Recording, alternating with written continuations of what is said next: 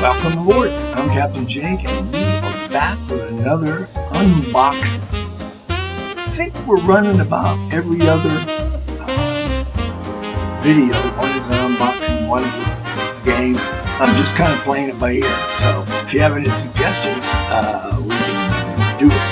Anyway, I'd like to welcome all the subscribers back in and anybody else watching this. Hopefully you'll enjoy the heck out of this today. Alright, so let's go ahead and get into it. This will be unboxing of Tarawa, 1943 Solitaire game by Worthington Publishing.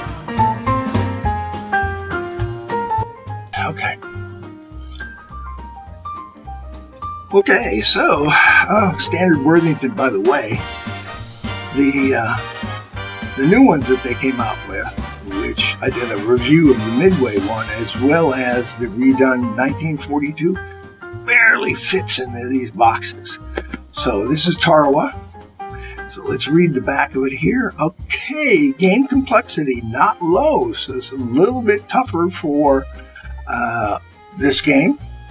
And solitaire suitability is obviously high. It's one player, ages 14 plus. Victory under 1 hour. Wow. Okay. Tarawa, 1943, is a card-driven game of the 2nd Marine Division's assault on the Japanese-held Tarawa. I've heard it pronounced in other ways, but I've always pronounced it Tarawa. Shibazaki's, oh my goodness, defenders have spent a year fortifying the island, creating murderous fields of fire, bunkers, and trenches. As the Marines fight ashore, infiltration, sniper, and bonsai attacks strain battalion cohesion. Adopt and overcome as you battle to secure the island against a determined enemy willing to fight to the last man. Very similar to Iwo Jima, another one I have, but it's a full-size game.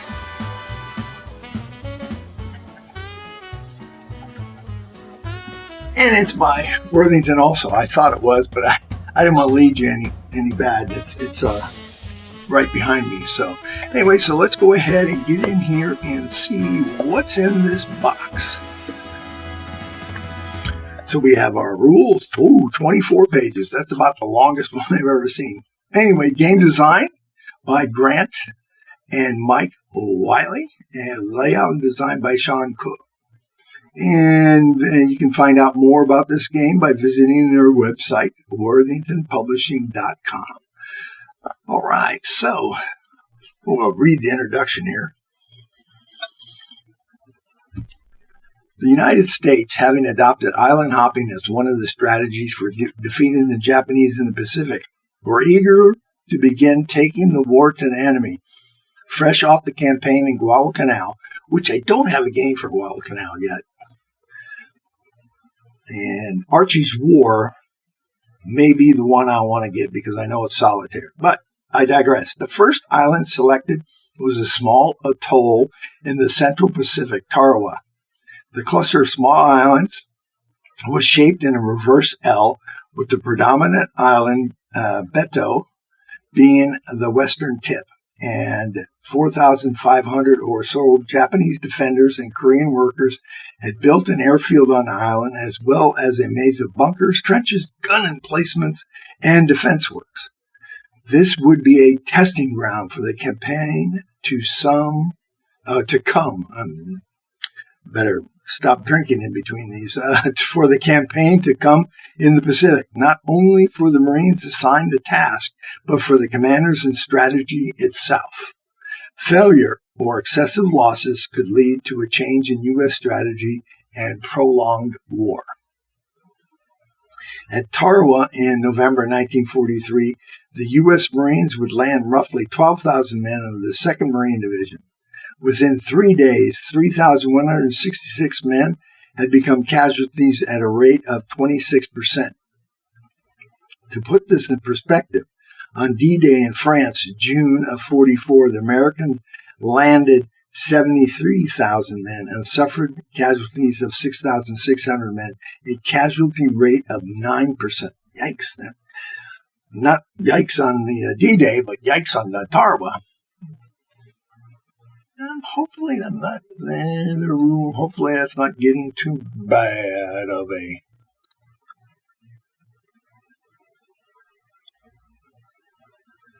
I don't think you're going to be able to see that from down here, but we'll see.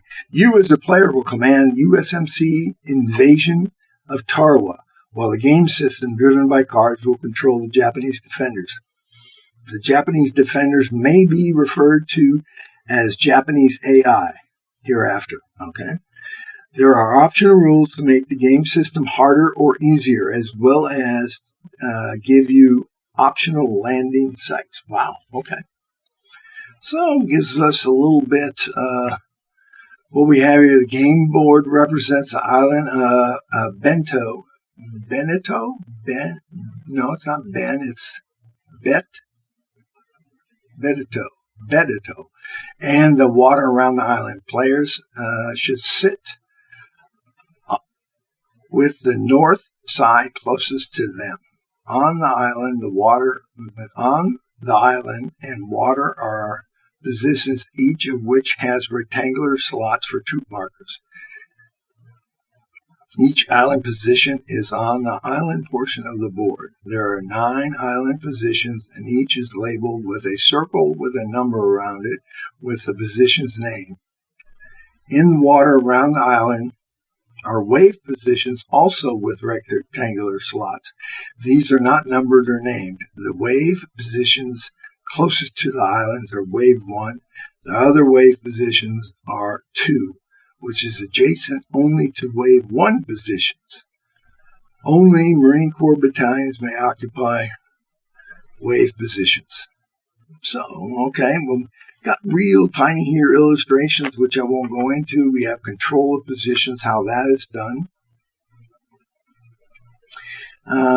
Use these markers to fill the spaces when needed. Infiltration, circle. All right. Looks like we got counters similar to the blocks for the Iwo Jima. U.S. Marine Corps Battalion Cohesion and Exhaustion. Exhaustion check. Game setup. And shuffle the AI activation deck and deal 24 cards face down without looking at them. Place them in the Japanese draw space on the game board. This is the Japanese AI activation deck. Place undealt cards aside, face up, in the Japanese discard pile on the game board without looking at them. Well, it says aside, face up. Okay. They will not be used in the game. Shuffle the U.S. Marine Corps Tactics card and deal 24 cards face down without looking at them. Place them in the Marine draw space on the game board. This is the Marine Corps Tactics deck. Place undealt cards aside down in the Marine discard pile of the game board. Okay, well, sequence of play, the special landing phase. Then we have the Marine Corps turn, which they can perform one of the following actions: place a new wave, regroup, rotate battalions, move, and attack. All right, and you can see, well, yeah, I'll see if I can get that up there so it focuses on it. Not too bad, I guess. That is a big map of Tarawa that they were used to brief the commanders on. Anyone who has one of those has got a real piece of history. I'm not sure if they were destroyed, but I've heard that some of them, for some of the island campaigns, were not. All right, so after sequence play, then player continues in the above sequence until the following occurs. Then we have the tactics card, actions, die roll for attacks, USMC attacks, yeah, and then advance after USMC attacks. Japanese turn is different from the U.S. Marine Corps player's turn is it depends on artificial intelligence generated from the cards. Therefore, Japanese units do not track cohesion. They have multiple actions in a turn, and in attacks generally cause effects with a single die result and do not re-roll with dice other than threes. Okay, wow. Okay, it looks like it's going to be interesting. We got all kinds of stuff here. Then we have the Japanese attacks, bonsai attacks. And then we have marker movements, troop movements, infiltration markers. Victory. Victory is determined at the end of the game, which occurs one of two ways given below. Once the last Japanese card is played, the game ends after the next United States Marine Corps player's turn. The game immediately ends when the USMC player controls all island positions. Victory points are totaled to determine the victor and level of victory. Listed here, victory results, optional rules, adjusting the difficulty. To make the game more difficult for the USMC player, reduce the number of Japanese cards used during setup to 21. To make the game easier, increase the number of Japanese cards used during setup to 21. Okay. And optional sites.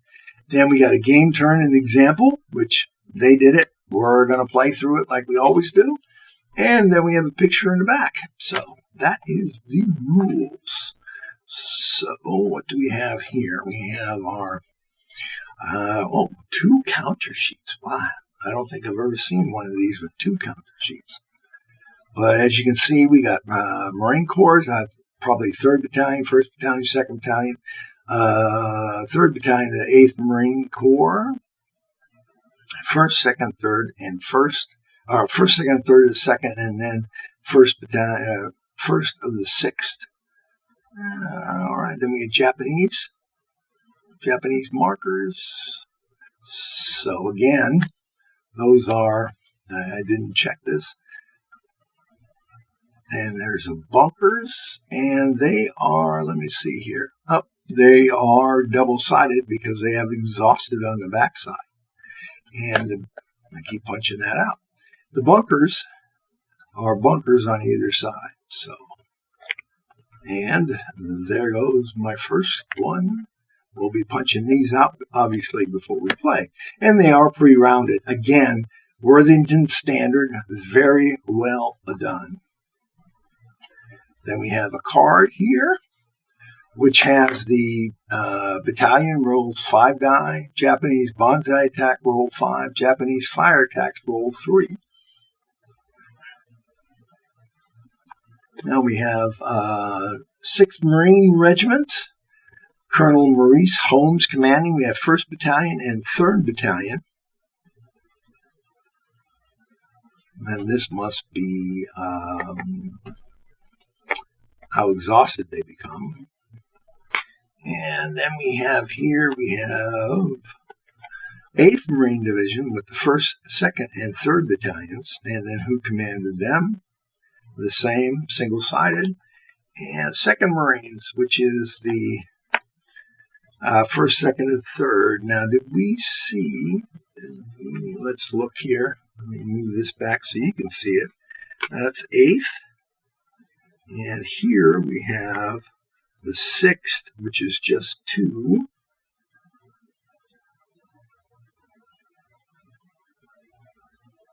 And if we look over here at the counters, the 6th, we have, what do we have here? Oh, we got the 6th on one side, the 1st and the 3rd on the other side. So these equate to these regiments. And these must be the markers that we move. So move those over there. Well, actually, I was setting them up, put them back in. So let's go ahead and do that. I realize that's slightly off camera, but you don't need to see me stacking stuff. All right, so now we go to our game board here and open this up. Nice 4-1. Another great board. Nice mounted heavy-duty cardstock as always. Just a Worthington game. It's fabulous. So we have this down here. We have Red Beach 3. Then we have alternate waves, and an alternate wave over here. Wave 1, wave 2. Wave 2 and Admiral, I'm going to have to look up how he is saying Shibazaki. Okay, communication destroyed Japanese infiltration. All right, beautiful board. Looks very much like the Iwo Jima board that we covered before. So we'll put that one there. 2 baggies. And the last time I did an unboxing, it was midway. We had 5 die. Here we also have cards. So let's just take a look at them real quick. This looks like the Japanese. So we'll get them opened here. All right, throw that away. All right, so we have the Japanese here. All the cards don't appear to say anything special on that side. So we got like Bonsai. A bunch of those. Bonsai. Fire attacks. And then it says what to do and during play during the Japanese turn. Prefer defenses. This guy killed. This guy killed too. Okay, communications destroyed. That's a bunch of snipers. Which I just saw a video. I'm trying to remember what it was that covered what the Japanese sniper rifles were, which wasn't anything really special. And infiltration again, more fields of fire, troop movements. So those go into the baggie. Now, last time I had trouble getting them in the baggie. So we'll see if we can do it a little bit smarter this time by breaking them up and getting them in there.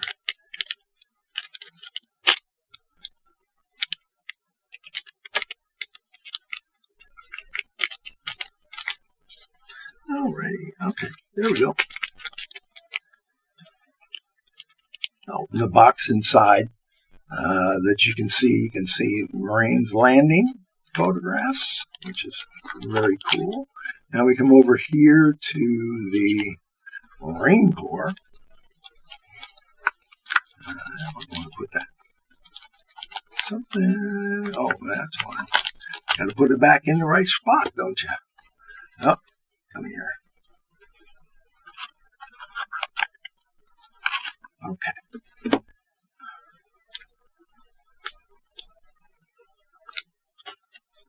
And again, cards like we've seen before, and I think I've mentioned before, having card games is just so interesting because when I was raised, there was nothing like this. So, but here we have the standard cards. You can just see them. I didn't show the Japanese one real quick, but there you go. So we have Dynamic Command, 2nd Tank Battalion, Heroism. Colonel Swoop leads the way, recuperates, dug in, air support, a few Corsairs, early model Corsairs actually. Let's make sure here. Yeah, early models, they don't have the bubble canopy on them. All right, naval gunfire supports, bad intelligence, reinforcements, 8th, 10th Marine Regiment, and command coordination. So that's the cards. So I have so many lovely games, and let's not mark them so I know what it is, to play that I'm seriously considering dropping one of my computer games that I put on the channel. For those of you who haven't seen those, go ahead and check those out. I think you'll find those very interesting. But I'm really in the middle of a couple. I mean, the one I'm about ready, well, I'll probably have started it by the time you see this video, which would have been the Barbary scenario of Age of Sail, which would finish that one off. And I guess I'm torn. I think I'm just going to play that one once it's finished off, which I don't know how long that's going to take. We'll have 2 days of board games. Like I say, got back into this. This is the blast. I like the tactile feel. I was always a big computer gamer, as well as an Avalon Hill SPI gamer back in the day. So we may just come back and do that. So, all right, let me see here. We got this into here. You can see there is barely, I mean, I wouldn't even say it actually all fits in there, but it's darn close. So there you go. That's Tarawa 1943 by Worthington Games. Going to have fun bringing it to the table. Typically when I have one of these, I play a couple of scenarios within the same episode, but we'll see. If this takes an hour, that will be one episode. Then we'll just do it back-to-back weeks. So if you have a comment, question, like, dislike, please please leave a comment. Like the video if you enjoyed this unboxing, and if you really enjoyed it, I would appreciate the subscription. I am trying to reach the magical 1,000. We're slowly inching away. At this time, I have 700 plus. And for my small channel that started with 0, I'm just so tickled pink. It's amazing. So, thank you again very much to all subscribers and anybody else who just watches the videos. But that will be it for today's episode. So as always, I'm Captain Jake, wishing you fair winds and following seas. Until next time.